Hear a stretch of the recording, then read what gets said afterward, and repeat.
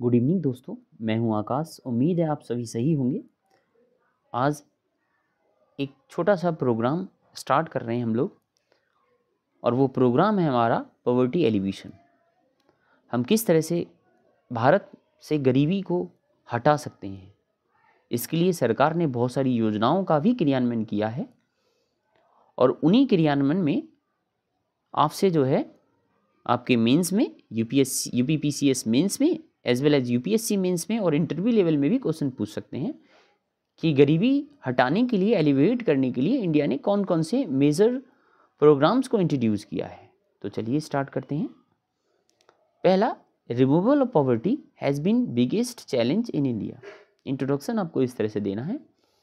गरीबी हटाना भारत का एक सबसे बड़ा चैलेंज है हमारे देश के लिए, क्योंकि हमारा देश, हमें पता है, पॉपुलेशन में ज़्यादा है। अब कोई आपसे बोले कि पॉपुलेशन में तो चाइना भी ज़्यादा है, फिर भी वो लोग डेवलप कर गए, तो सरकार की नीतियाँ भी इस पर डिपेंड करती हैं, शिक्षा व्यवस्था भी डिपेंड करती है। ठीक है, तो सारी चीज़ें डिपेंड करती हैं। एक एक करके हम बात करेंगे, और उस देश में किस तरह से लोगों को आज़ादी है, लोगों की, ये भी सारी की सारी इसी में आती हैं। जब आप HDI का अनुमान करते हैं ना, ह्यूमन डेवलपमेंट इंडेक्स, जो कि वर्ल्ड बैंक के द्वारा अनुमानित किया जाता है, ह्यूमन डेवलपमेंट इंडेक्स, मानव विकास सूचकांक, उसमें सारी चीज़ें इंक्लूड होती हैं। पर कैपिटा इनकम, प्रति व्यक्ति आय, education, health facilities, as well as उसमें हम क्या इंक्लूड करते हैं कि भाई हम लोगों को आज़ादी कितनी है, फ्रीडम कितनी है, लोगों की सिक्योरिटी कितनी है, सुरक्षा कितनी है, ये सब हम उसमें इंक्लूड करते हैं। तो एक एक करके हम बात करेंगे दोस्तों। द इंडियन गवर्नमेंट, भारत सरकार, is dealing with the same with 2 methods. गरीबी हटाने के लिए भारत सरकार 2 मेथड्स के द्वारा कार्य कर रही है। बाई प्रमोटिंग इकोनॉमिक ग्रोथ, पहला मेथड है, प्रमोट कर रही है, इकोनॉमिक ग्रोथ को प्रमोट कर रही है, और बहुत सारे प्रोग्राम इम्प्लीमेंट कर रही है। उन्हीं प्रोग्राम को एंटी पॉवर्टी प्रोग्राम कहा गया है। तो समझते हैं एक एक करके। The major anti poverty programmes suggested by the government of India are as follows. कौन कौन से? सबसे पहला, इंटीग्रेटेड रूरल डेवलपमेंट प्रोग्राम, एकीकृत ग्रामीण विकास कार्यक्रम। It was introduce in the year of 1978 से 1979, और 2 अक्टूबर 1980 को इसको हमने इम्प्लीमेंट करवा दिया गया, जो कि महात्मा गांधी की जन्मतिथि थी। द मेन एम, इसका मुख्य लक्ष्य क्या है? Is to provide the support to the rural people. जैसा कि आप नाम से ही समझ पा रहे हो, इसका मुख्य लक्ष्य है जो ग्रामीण लोग हैं उनको एक सहारा प्रदान करना है, in the form of subsidy, और छूट के रूप में, या बैंक क्रेडिट के रूप में, जो बैंक से वो लोग लोन ले सकते हैं, उधार ले सकते हैं, और उसको कहीं पे प्रोडक्टिव वर्क में लगा सकते हैं, कोई भी वो कार्य करना चाह रहे हो। इस तरह से दोस्तों अपॉर्चुनिटीज़ क्रिएट हो रही हैं थ्रू द सक्सेसिव प्लान। जो सक्सेसिव प्लान लगे हुए हैं लगातार पीरियड्स, समय, निश्चित समय अंतराल में। सेकेंड, हम बताएंगे कि सरकार के द्वारा और भी बहुत सारी योजनाएं लाई गई हैं। जैसे एक जवाहर रोजगार योजना है, जवाहर ग्राम समृद्धि योजना भी कहा जाता है इसको।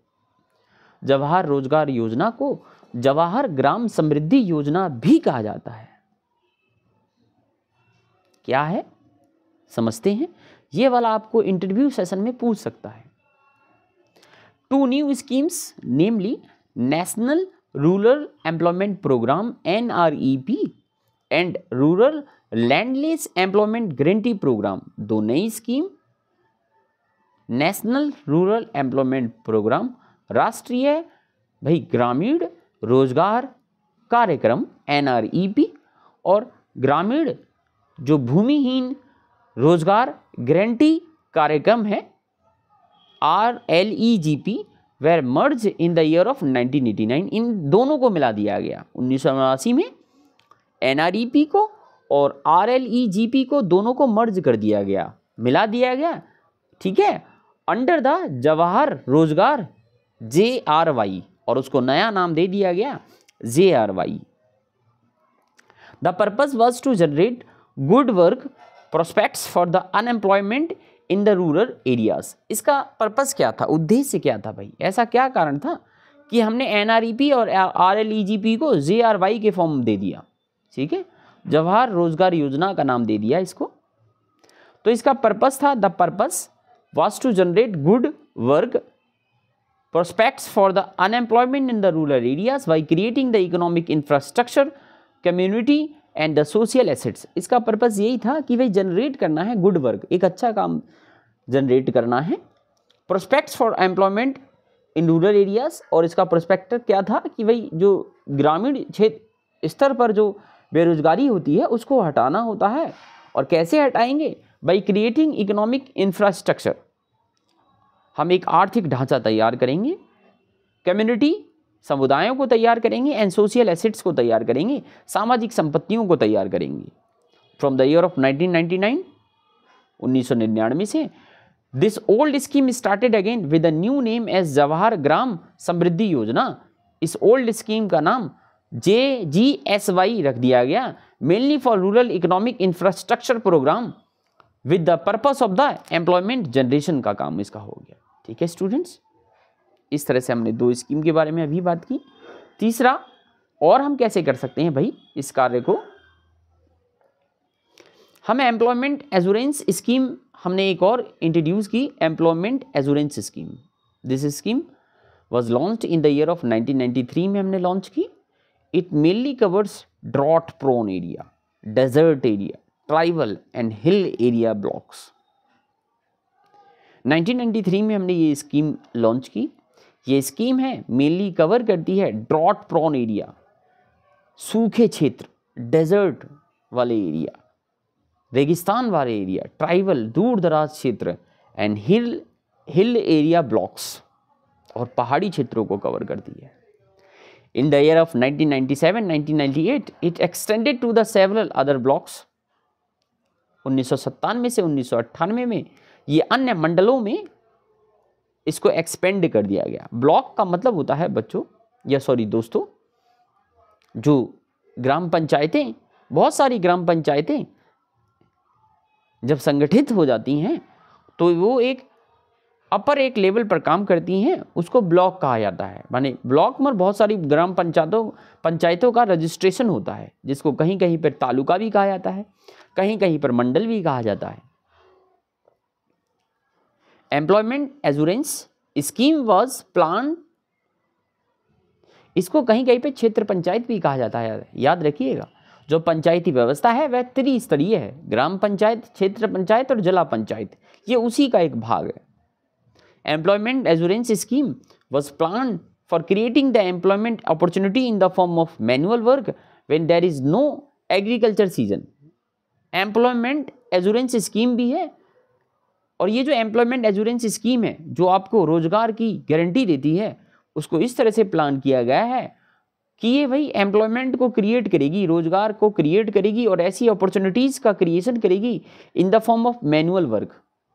मैनुअल वर्क मतलब हम हाथ से काम कर सकेंगे। When there is no agriculture season, जब कोई एग्रीकल्चर सीजन नहीं होगा खेती, क्योंकि कुछ निश्चित नियमों, और सीजन मतलब कुछ निश्चित समय, मतलब सीजन आप जानते हो ना, कुछ सीजन्स के अकॉर्डिंग काम करती है। जैसे ऐसा नहीं है कि हमने बो दी और खेती काट ली, भाई ये कुछ महीनों में वो तैयार हो पाएगी, है ना। जो क्रॉप्स है उसके लिए एक टाइम चाहिए। It was expected to lead to the creation, तो ऐसी कंडीशन में लोगों को मैनुअल वर्क प्रोवाइड करता है employment assurance scheme. It was expected to lead the creation of robust economic and social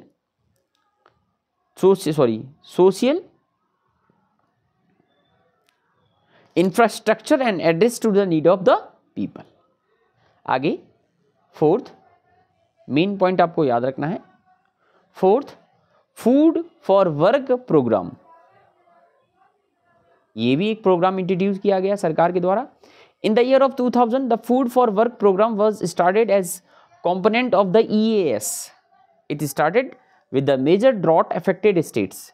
ये जो फूड फॉर वर्क था, जहां पर ज़्यादा सूखा पड़ता है उन एरियाज में ये प्रोग्राम, जो सूखा क्षेत्र हैं जो ड्रॉट एरियाज हैं वहाँ पर उन स्टेट्स में ये प्रोग्राम लागू किया गया। अब ड्रॉट हमें पता है, ड्रॉट सूखे क्षेत्र कौन कौन से हैं? महाराष्ट्र, राजस्थान, उड़ीसा, गुजरात, हिमाचल प्रदेश, मध्य प्रदेश, उत्तरांचल एंड छत्तीसगढ़। यहाँ गरीबी ज़्यादा है। The main aim is to enhance the food security through the wage employment. मुख्य लक्ष्य ये था कि फूड सिक्योरिटी हमें बढ़ानी है थ्रू द वेज एम्प्लॉयमेंट के थ्रू। आगे 5th पॉइंट की चर्चा करते हैं विद्यार्थियों।